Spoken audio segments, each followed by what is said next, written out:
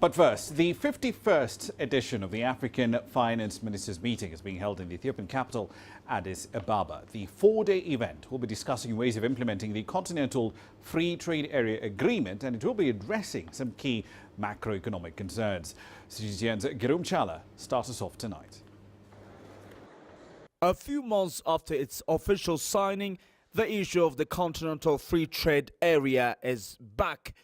These African ministers of finance are here to map out ways of implementing what is to be the biggest single African market the world has ever seen. Ethiopia's Prime Minister Abiy Ahmed told the ministers here it is time to commit for a cause that delivers for the people of Africa. The Continental Free Trade Agreement should be shaped and implemented so as to enable Africa to create opportunities for its citizenry, to spur our industrialization agenda, to ensure inclusive development for all Africans, and in particular women and the youth. Together we will grow.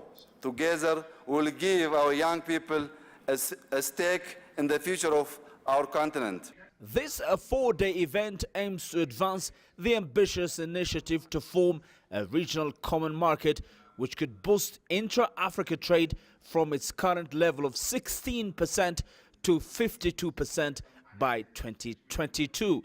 The United Nations Economic Commission for Africa believes that is possible through economic Pan-Africanism.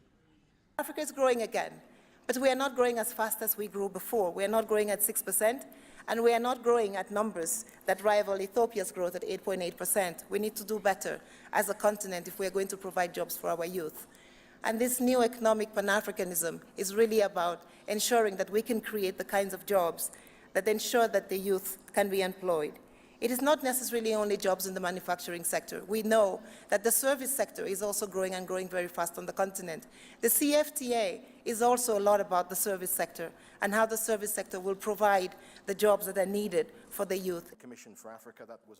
The African Union sees the Continental Free Trade Area more than a success in the area of trade. It believes the CFTA can unite the fragmented African states into one. As the rest of the world appears to get more fractured, we must advance our integration agenda and advance from 55 fragmented economies into a larger market with the prospect of a combined GDP of over $3 million annually. And if you look at the forecast from intra-African trade simulations, CFTA will increase the consumer spending to 1.4 trillion by 2020, and similarly increase intra-African trade by as much as 35 billion per year.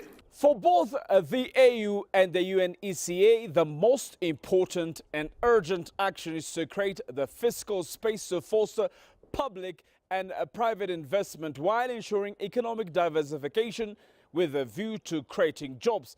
And the Continental Free Trade Area Agreement is needed to focus on realizing that an average African is benefited out of it. Girum Chala, CGTN, Addis Ababa, Ethiopia. And Girum Chala joins us now on the phone from the AU headquarters in Addis Ababa. So, Girum, Ghana and Kenya, they've ratified the CFTA deal last week. They became the first African countries to do so. Do we have any idea when the other 44 signatories will ratify the same deal? Hello, Rama. It's interesting. This Continental Free Trade Area is something that is becoming mouth-watering for those countries in Africa which are really desiring to grow. You remember, 44 African states have signed that agreement so far as we know. And only, as you've mentioned, Kenya and Ghana have submitted so far as we know the implementation documents for the African Union Commission. The question is what you have asked generally. When are the other countries going to do the same thing that Kenya and Ghana have done? So far as we know, and I was talking to African Union officials earlier today, they said soon. There's no definite time because these things pass through individual state parliaments, lawmakers, and they need to also make some adjustments. This is about tariffs. This is about opening up space in their economy at the same time. But the hope is, according to estimates, if all 55 member states of the AU ratified the agreement, which is the CFTA, will bring together about 1.2 billion people with a combined gross domestic GDP that is of $2 trillion US, and no African state is assumed want to lose this opportunity. So the answer I can give you for now, soon. All right then. So 21 countries are needed to ratify the deal for it to actually come into effect. Now, if you take out the two you just mentioned, that's 19 countries. Is the AU really confident that this will happen, that those remaining 19 countries will actually ratify it by the end of the year?